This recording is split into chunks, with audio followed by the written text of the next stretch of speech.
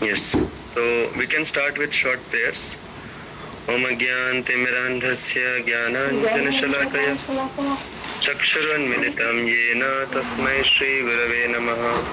नमो ओम विष्णुपादाय कृष्णप्रेष्ठाय श्रीमते भक्ति वेदांत स्वामिन् इति नामिने नमस्ते सारस्वते देवे गौरवाणी प्रचारिणे निर्विशेष शून्यवादी पाश्चात्यदेशतारिणे जय श्री कृष्ण चैतन्य प्रभु नित्यानंद श्री अद्वैत गदाधर श्रीवासादि गौरवृंद हरे Krishna Krishna Krishna Hare Hare Hare Ram Ram Ram Hare Hare.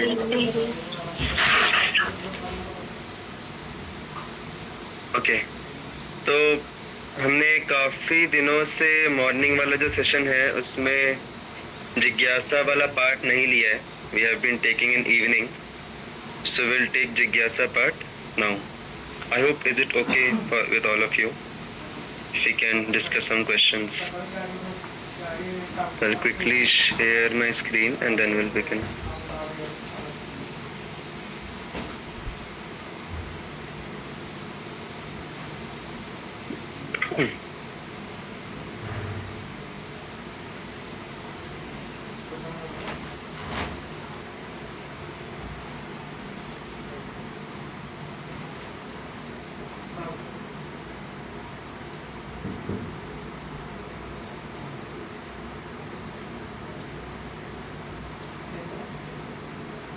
My screen is visible?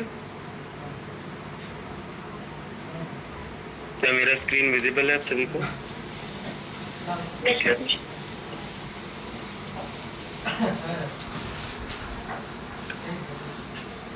I'll first of all hide all the rows जो कि हो गए questions.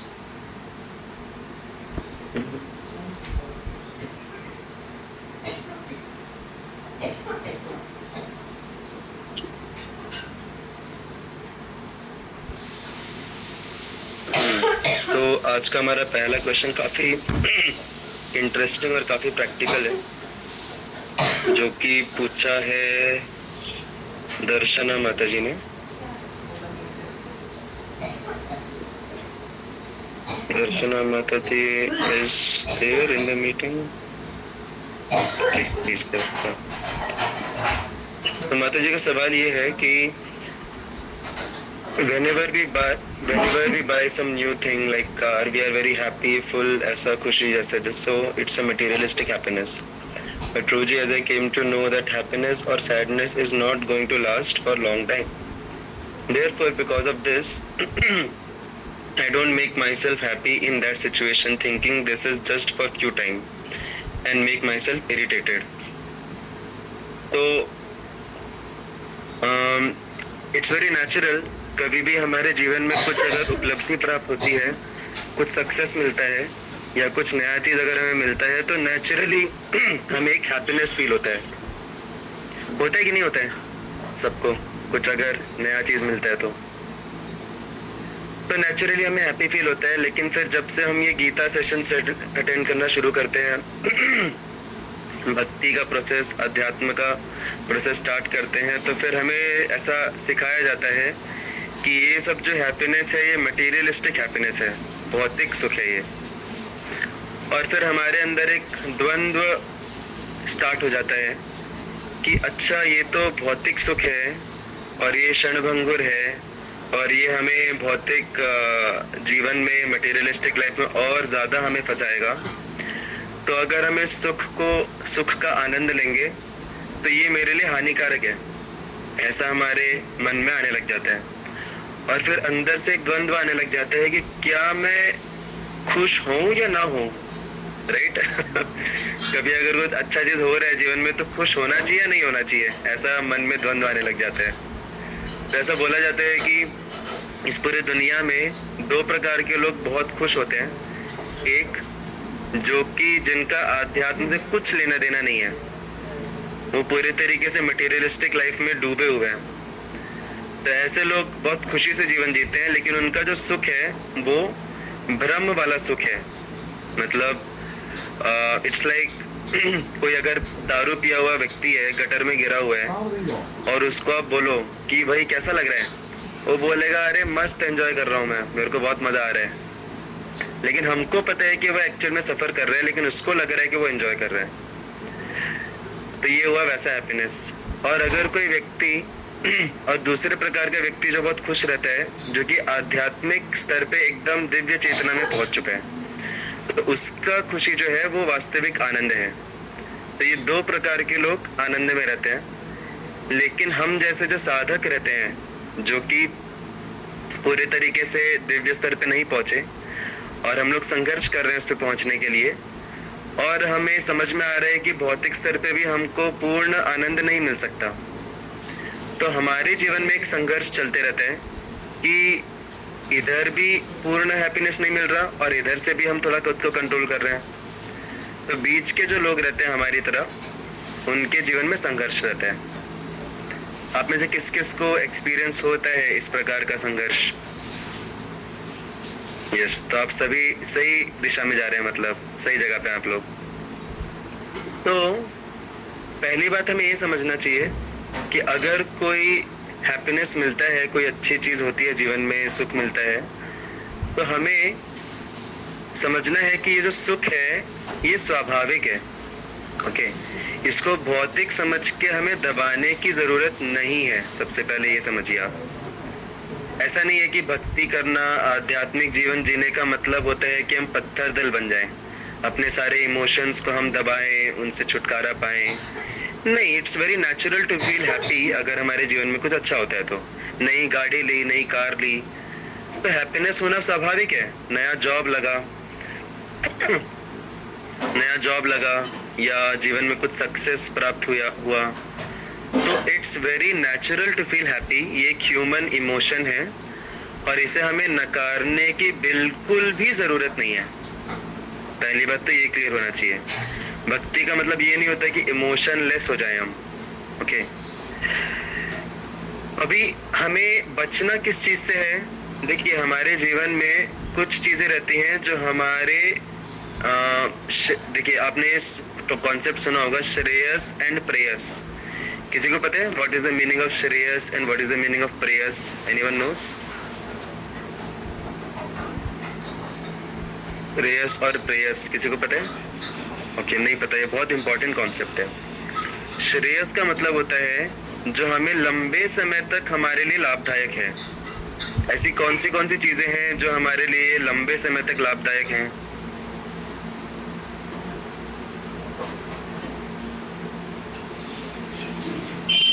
यस लंबे समय तक लाभदायक चीजें कौन सी हमारे जीवन की? कौन से पहलू हैं जो लंबे समय तक लाभदायक हैं? घर। ओके, घर बोल सकते हैं। Health, yes, very good. हमारा स्वास्थ्य जो है वो लंबे समय तक हमारे लाभदायक है। हमारी जो स्टडीज हैं, हमारी जो जिम्मेदारियां हैं, वो लंबे समय तक हमारे लिए लाभदायक हैं। और कुछ नॉलेज, वेरी गुड, नॉलेज लंबे समय तक काम आता है। और कुछ हमारे रिश्ते, राइट, हमारे फैमिली मेंबर्स के साथ, फ्रेंड्स के साथ जो हमारे रिश्ते हैं वो लंबे समय तक काम आते हैं। और सबसे लंबे समय तक, अनंत काल तक जो काम आता है वो है भक्ति। तो ये हमारे जीवन के कुछ पहलू हैं जो लंबे समय तक हमारे लिए लाभदायक हैं। भक्ति, हमारे नॉलेज गेन करने का जो क्या बोलते हैं प्रोसेस, और हमारे रिश्ते, और क्या, हमारा हेल्थ। तो ये सारी चीजें श्रेयस में आती हैं जो लंबे समय के लिए काम आती हैं। अभी कौन सी ऐसी चीजें हैं जो थोड़े समय के लिए मजा आता है लेकिन लंबे समय तक उनका कुछ रेलेवेंस नहीं होता? उसको बोलते हैं प्रेयस, short term goals, short term achievements.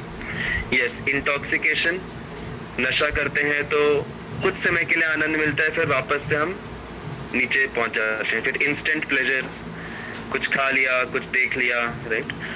और जो हैप्पीनेस, जैसे यहाँ पे जो एग्जांपल दिया गया है कि कुछ नया चीज उपलब्धि प्राप्त करने पे जो हैप्पीनेस मिलता है वो क्षण भंगुर रहता है, वो लंबे समय तक कुछ काम नहीं आता। कुछ मिनटों के लिए वो प्लेजर रहता है, राइट, ज्यादा से ज्यादा कुछ दिनों तक प्लेजर रहेगा, लेकिन लंबे समय तक वो काम नहीं आता। हमें बचना किससे है? हमें बचना है कि कहीं हम प्रेयस में उलझ के हम श्रेयस को कॉम्प्रोमाइज ना कर दें। ऐसा नहीं होना चाहिए कि हम इतने खुश हो गए कि हमने अपने जो श्रेयस वाले एस्पेक्ट्स हैं उनको कॉम्प्रोमाइज कर दिया, उनको निग्लेक्ट कर दिया। जैसे मैं उदाहरण दूंगा कि हमारे पास एक कोई अच्छी नई कार आई है, बहुत अच्छी कार है, और हम इतने खुश हो गए कि हम हमारे जो रिश्तेदार हैं उनके साथ हम मिसबिहेव करने लगे। हमको बोलने लगे कि अरे देखो मेरे पास कितनी अच्छी कार है, तुम लोग तो ऐसे ही हो, तुम्हारे पास तो कुछ कार नहीं है, देखो मैं कितना आगे, मैं कहाँ पर हूँ और तुम कहाँ पर हो। हम इतने गर्वित हो जाएं कि हम लोगों के साथ अरोगेंटली बिहेव करें। राइट, हो सकता है ना ऐसा, इट्स क्वाइट पॉसिबल कि हम हमें कुछ सक्सेस प्राप्त हुआ और हम लोग उसकी वजह से अरोगेंट हो गए। यहाँ पे प्रॉब्लम क्या हुआ? सक्सेस हमेशा के लिए नहीं रहेगा हमारे साथ, सक्सेस क्षणभंगुर है, लेकिन उसके लिए हमने क्या कॉम्प्रोमाइज कर दिया? जो आगे लंबे समय तक हमारे लिए काम आने वाला है, जो श्रेयस है, हमारे रिश्ते, उनको हमने कॉम्प्रोमाइज किया। या फिर कोई अगर हमारे फैमिली मेंबर्स हमसे मदद मांगते हैं कि चलो तुम्हारी नई कार है, थोड़ा सा हम लोग भी इसमें आ सकते हैं क्या, तो नहीं, तुम लोग अपना नया कार खरीदो, ये हमने इतना मेहनत करके खरीदा है, इसको छूने भी नहीं देंगे तुमको, ऐसा अगर कोई बोलता है। ऑफ कोर्स ऐसा कोई बोलेगा नहीं, ये मैं बहुत एक्सट्रीम एग्जांपल्स दे रहा हूँ।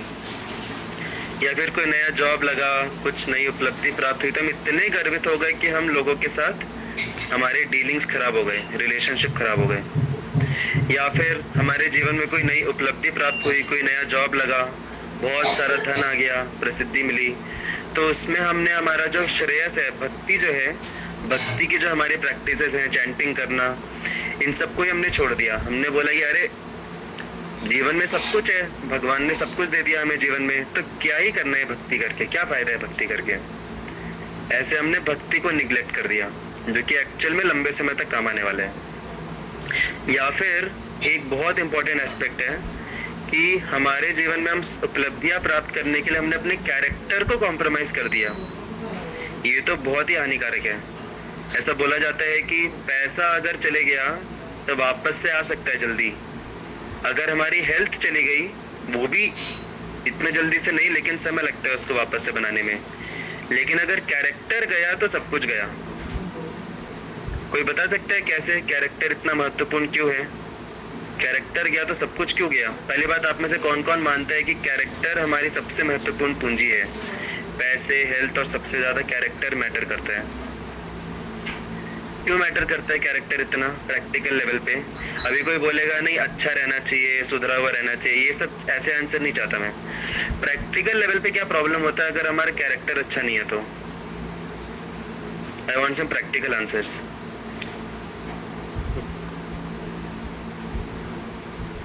ओके, हमारे रिश्ते अफेक्ट करते हैं। अगर हमारा कैरेक्टर अच्छा नहीं है तो हमसे कोई रिश्ता नहीं बनाएगा। सबसे इम्पोर्टेंट एस्पेक्ट है, अगर हमारा कैरेक्टर अच्छा नहीं है तो लोग हमारे ऊपर ट्रस्ट नहीं करेंगे। राइट, ट्रस्ट को क्या बोलते हैं हिंदी में? विश्वास। यस, हमारे पर विश्वास नहीं करेंगे। अगर आपका कैरेक्टर अच्छा है, आपके पास कुछ नहीं भी हो तो भी लोग आपके ऊपर विश्वास करके आपकी मदद करेंगे, आपको जो चाहिए वो देंगे। लेकिन अगर कैरेक्टर अच्छा नहीं है तो कोई हमारे ऊपर विश्वास नहीं करेगा, रिश्ते भी खराब होंगे और कोई मदद भी नहीं करेगा, क्योंकि उसको पता है कि ये सही तरीके से इस्तेमाल नहीं करने वाला। तो कैरेक्टर श्रेयस में आता है, प्रेयस में आता है?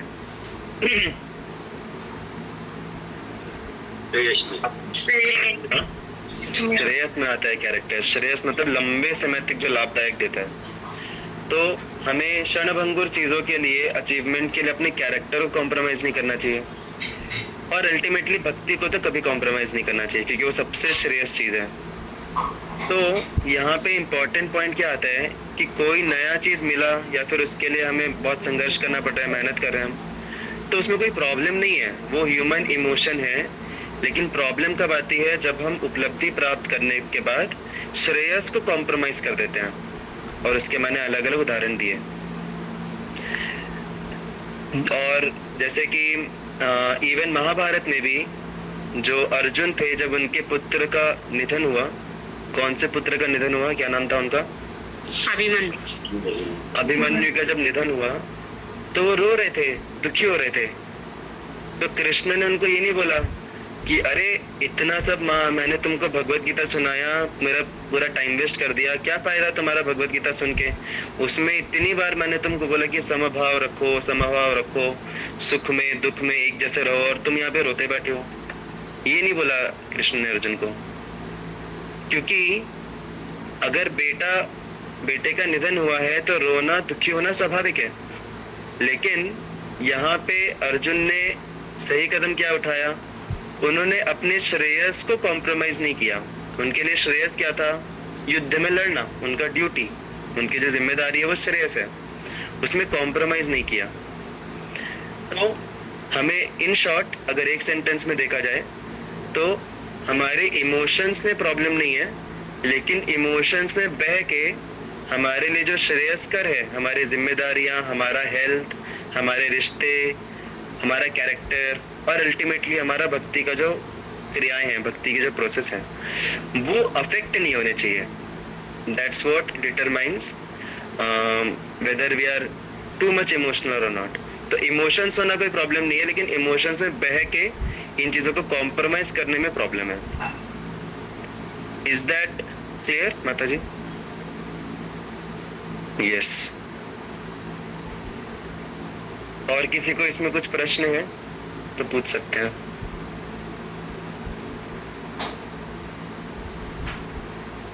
Okay, will go to the next one then.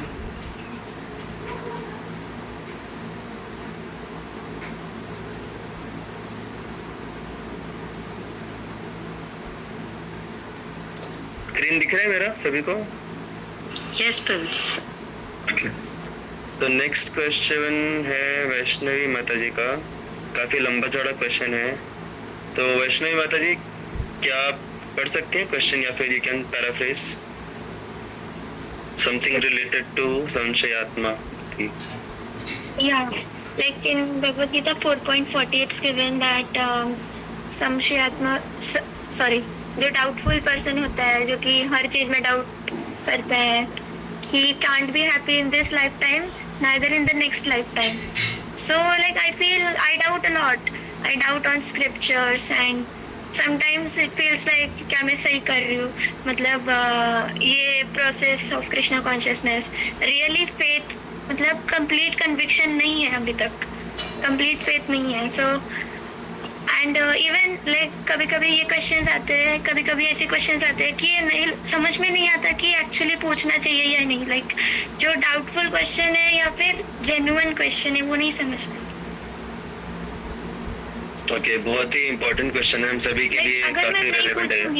अगर नहीं पूछूंगी तो डाउट रह जाएगा। So like that will, if doubt remains then I can't, like faith नहीं कंप्लीट होगा, कंप्लीट कन्विक्शन नहीं आएगा। बट देन ऐसे भी हो सकता है कि वो डाउट मन से आ रहा है या फिर ऐसे ही आ रहा है डाउट, संशयात्मिका बुद्धि के वजह से आ रहा है। So how do I know?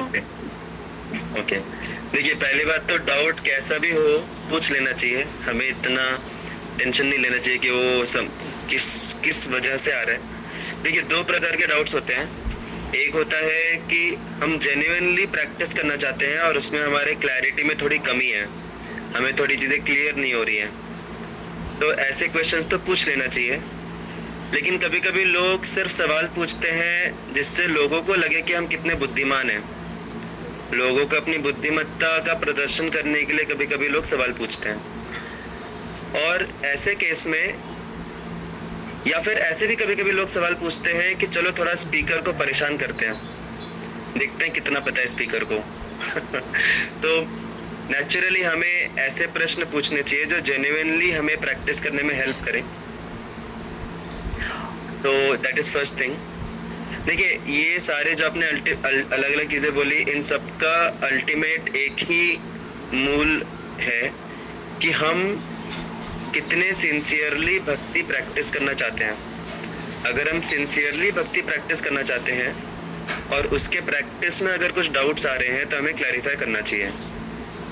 Okay, तो यहाँ पे एक पॉइंट आता है, आपने जो सवाल पूछा उसमें एक पॉइंट आता है कि फेथ रखना और डाउट करना, क्वेश्चन करना। तो एक रहता है कि हम सवाल पूछ रहे हैं, सवाल पूछने के बाद हमें जो आंसर मिला, लॉजिकल आंसर मिला। देखिए, अगर हमने कोई सवाल पूछा, कोई हमने डाउट पूछा, तो उसके बाद जो जवाब मिला हो सकता है कि वो हमें सेटिस्फाई करे, हो सकता है हमें सेटिस्फाई नहीं करे। अगर सेटिस्फाई कर रहा है तो बहुत अच्छी बात है, अगर नहीं सेटिस्फाई कर रहा है तो हमें हेजिटेट नहीं करना चाहिए, हिचकिचाना चाहिए, हमें नहीं चाहिए, हमें वापस से उसके ऊपर सवाल पूछने में हमको पूछ लेना चाहिए। क्योंकि क्या रहता है, कई बार जो स्पीकर रहता है वो अपने स्तर पे क्लैरिटी देता है, लेकिन हो सकता है कि वो हमारे स्तर पे क्लियर ना हुआ हो, तो हमें फर्दर क्वेश्चन करना चाहिए और फिर जो स्पीकर रहेगा वो और डिटेल में जाके फिर आपको आंसर करेगा। तो हो सकता है फिर उस स्तर पे हमें सेटिस्फैक्शन मिले। अगर उस स्तर पे भी सेटिस्फैक्शन नहीं मिल रहा है तो फिर हम और क्वेश्चन कर सकते हैं और फिर स्पीकर और माइन्यूट डिटेल्स में जाके आंसर करेगा। बट ऐसा नहीं होना चाहिए कि हम पूछते जा रहे हैं, इधर से पूछ रहे हैं, उधर से पूछ रहे हैं, सबसे पूछ रहे हैं, पूछते जा रहे हैं, अभी वो क्लियर हो गया है फिर भी हमारे अंदर से वो कन्विक्शन नहीं आ रहा है, क्लियर होने के बावजूद भी। तो इसको बोलते हैं संशय आत्मा। संशय आत्मा मतलब उसको कितना भी आंसर करो, कोई भी आंसर करो, वो सेटिस्फैक्शन मिलता ही नहीं है उसको। तो सिर्फ क्वेश्चन पूछने वाले को, डाउट करने वाले को संशय आत्मा नहीं बोलते, क्योंकि डाउट करना, क्वेश्चन करना भी एक इम्पॉर्टेंट एस्पेक्ट है। ये हमारे क्रिटिकल थिंकिंग एबिलिटी को दर्शाता है। आप लोगों को पता है क्रिटिकल थिंकिंग एबिलिटी क्या होता है? क्रिटिकल थिंकिंग एबिलिटी मतलब कोई भी चीज़ को हम क्वेश्चन करते हैं और उससे फिर हम थोड़ा, हमारा पर्सपेक्टिव ब्रॉडन होता है, हम किसी भी चीज़ को डायरेक्टली नहीं मानते। तो क्रिटिकल थिंकिंग एक अच्छी एबिलिटी है, उससे हम ज़्यादा, हमारा फील्ड ऑफ नॉलेज और बढ़ता है उससे, फील्ड ऑफ अवेयरनेस। लेकिन अल्टीमेटली अगर हमें लॉजिकली समझ में आ गया फिर भी अगर हमें श्रद्धा नहीं आ रही है उस जवाब के ऊपर, मतलब हमारे अंदर श्रद्धा की कमी है।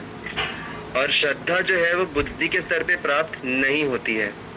ओके, श्रद्धा जो है वो हम कितने भी सवाल कर लें, कितना भी कुछ कर लें, बुद्धि के स्तर पे श्रद्धा प्राप्त नहीं होती। श्रद्धा भगवान की कृपा से आती है। श्रद्धा जो है वो एक पूंजी है जो भगवान हमारे ऊपर कृपा करके प्रदान करते हैं। और श्रद्धा कैसे मिलती है हमें, भगवान की कृपा कैसे मिलती है? जब हम सेवा करते हैं, भक्तों की सेवा करते हैं, भगवान की सेवा करते हैं, चैंटिंग करते हैं, भक्ति के अंगों का पालन करते हैं, तो उससे भगवान प्रसन्न होकर हमारे हृदय में श्रद्धा की पूंजी देते हैं। ओके, तो जैसे कि एक बहुत अच्छा एक उदाहरण आता है। यस, आपने हैंड रेज किया है, you can kindly ask. Like और क्लैरिफाई करना चाहती थी क्वेश्चन को। Like example, the holy name of the Lord and Lord are same.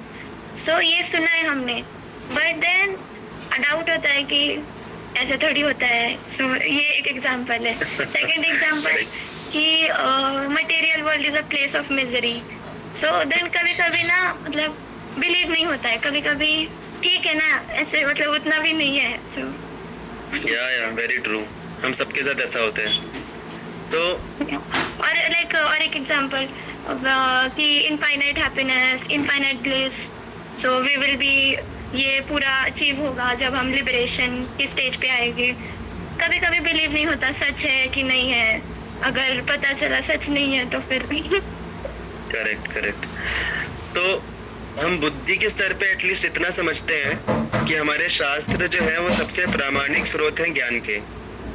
Are you convinced about this statement at least? Yes, कि शास्त्र जो है, अगर कोई कन्विंस नहीं है इस चीज़ के बारे में तो वो हमारे बॉस के सेशंस अटेंड कर सकते हैं। हमारा जो बॉस वाला बेसिक्स ऑफ स्पिरिचुअल साइंस होता है उसमें हम ये सब बेसिक कॉन्सेप्ट्स को क्लियर करते हैं। तो हमें इतना तो क्लियर होना चाहिए कि शास्त्र जो है, शब्द प्रमाण जो है, वो सबसे ऑथेंटिक सोर्स ऑफ नॉलेज है। और जो शब्द प्रमाण शास्त्र जो है उसमें ये मेंशन है कि नामी अभिन्नत्व, मतलब भगवान का नाम और भगवान दोनों एक ही हैं। ओके, ये पहली बात हुई। दूसरी बात कि लिबरेशन के स्टेज पे अनलिमिटेड हैप्पीनेस है, तो ये भी हमारे शास्त्रों से हमें पता चलता है। अभी इन दोनों चीजों को हम डायरेक्टली परसीव नहीं कर सकते, कुछ भी करके हम अभी नाम तो एक वाइब्रेशन है, साउंड वाइब्रेशन है, और भगवान के बारे में हम कभी भी सोचते हैं तो भगवान तो एक व्यक्तित्व है, तो एक व्यक्तित्व साउंड वाइब्रेशन में कैसे कन्वर्ट हो सकता है, राइट? यही डाउट होता है, राइट, सभी को कि ये दोनों कैसे सेम हो सकते हैं। तो ये कुछ चीजें होती हैं भक्ति की जो हमारे बुद्धि के परे हैं। अभी अगर कोई चींटी है, जैसे कोई रूम में अगर कोई चींटी रेंग रही है, चल रही है, उस चींटी को बोला जाए कि ये जो रूम है इसमें भगवत गीता का सेशन हो रहा है, इसमें ये अलग अलग कार्य हो रहे हैं, बहुत बड़ा मालिक है किसी फर्म का इस रूम में, वो बोलेगा अरे मुझे तो कुछ दिख नहीं रहा, मुझे तो सिर्फ फर्श दिख रही है, इसके अलावा तो मुझे कुछ भी नहीं दिख रहा है। क्यों? क्योंकि उसके समझदारी की सीमा बहुत कम है, उसको सिर्फ फर्श दिखती है, उसको सिर्फ क्या बोलते हैं उसको, चीनी के दाने दिखते हैं, क्योंकि उसका स्तर बहुत छोटा सा है। वैसे ही हमारा जो स्तर है वो बहुत छोटा है इस पूरे ब्रह्मांड में, पूरे एग्जिस्टेंस में, हम उस चींटी के समान भी नहीं है। तो इसीलिए हम अपनी बुद्धि से सब कुछ नहीं समझ सकते, कुछ चीजें समझ सकते हैं। अभी जैसे ये जो आपने पॉइंट बोला कि इस संसार में दुख का आलय बोला गया है, ये जो भौतिक संसार है इसको दुखालयम बोला गया है भगवान की तरह। तो ये इसको तो हम समझ सकते हैं आसानी से, ये लगे तो हम डिस्कस भी कर सकते हैं कैसे हम समझें, बट काफी सारे तथ्य हैं जो हम शास्त्र के आधार पे हम उसके ऊपर श्रद्धा रखते हैं, और ये जो कन्विक्शन है, ये जो श्रद्धा है हमारी धीरे धीरे खुद से बढ़ेगी, नेचुरली बढ़ेगी जब हम भक्ति करेंगे, जब हम आध्यात्मिक जीवन का पालन करेंगे, भक्ति करेंगे तो खुद से। और ये भी टेस्ट भी है कि कितना ज्यादा आपको ये रियलाइज हो रहा है, साक्षात्कार हो रहा है कि नाम और नामी अभिन्न है। ये साक्षात्कार कितना हो रहा है, ये एक टेस्ट भी है, ये एक परीक्षा भी है कि कितनी हमारी प्रगति हो रही है भक्ति में। तो जितनी हमारी भक्ति में प्रगति होगी, सेवा करके, साधना करके, चैंटिंग करके, भक्तों का संग करके, उतना धीरे धीरे धीरे धीरे ये जो हमने माना है इसको शास्त्र के आधार पे, ये एक साक्षात्कार में तब्दील होते जाएगा। इसी को बोलते हैं साक्षात्कार होना, राइट? तो I just and with one last incidence. अभी मैं जब भक्ति में शुरू में आया था, ऑफ कोर्स अभी भी मैं शुरुआत के स्तरों पे ही हूँ, लेकिन जब मैं एकदम शुरू में आया था तो मैंने अपने मेंटर से पूछा था कि प्रभु जी, हम लोग सुनते हैं कि हम ये शरीर नहीं है, हम आत्मा है, लेकिन मुझे तो बिल्कुल भी नहीं लगता कि मैं आत्मा हूँ, मुझे तो मैं शरीर ही लगता हूँ पूरी तरीके से। और मुझे समझ में आ रहा है कि मेरे ज्ञान में और मेरे जीवन जीने की जो शैली है उसमें बहुत फर्क है। तो उन्होंने मुझे सिंपल से एक ही जवाब दिया कि आप करते रहो प्रोसेस, अभी आपको ज्ञान है, धीरे धीरे ये प्रोसेस करते करते वो जो ज्ञान है वो साक्षात्कार में कन्वर्ट होगा, और साक्षात्कार में जब वो कन्वर्ट होगा तब जाके आपको ये जो भी ज्ञान है इसके आधार पे आप अपने जीवन शैली कर पाओगे, इसके आधार पे आप नेचुरली आप फील करोगे, तो उसको बोलते हैं साक्षात्कार। तो ये धीरे धीरे होता है, भक्ति प्रैक्टिस करने से धीरे धीरे नेचुरली होता है वो, क्योंकि भगवान की कृपा मिलती है हमें, तो हमें जीवन के सत्य धीरे धीरे समझ में आने लग जाते हैं। इज दैट ओके माता जी? For now at least, because it's already 7:33. So maybe we can discuss personally later, or we can discuss in the next Jigyasa session. Hare Krishna. Thank you so much. Srimad Bhagavad Gita की जय, श्रील प्रभुपाद की जय। हरे कृष्णा। हरे कृष्णा।